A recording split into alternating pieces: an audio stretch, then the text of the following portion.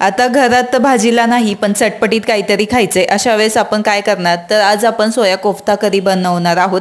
त्यासाठी मी सोयाबीन शिजवून घेतले, पेस्ट केली, कांदा, कोथिंबीर, आलं लसणाची पेस्ट, पोहे, मसाले, बेसन पीठ टाकून त्याचा एक मस्त डो बनवून घेतला। त्याचे गोळे बनवले आणि तेलात छानपैकी अगदी ब्राऊन कलर येतोपर्यंत हे क्रिस्पी असे तळून घेतलेले आहेत। आता तळल्याच्या नंतर ना करी बनवायची, तर करीसाठी तेल गरम केलं, त्यामध्ये जिऱ्याची फोडणी देऊन घेतली आणि कांद्याची जी पेस्ट आहे ती टाकली, आलं लसणाची पेस्ट टाकली, टोमॅटोची प्युरी टाकली, मस्त आणि बेसिक मसाले टाकले।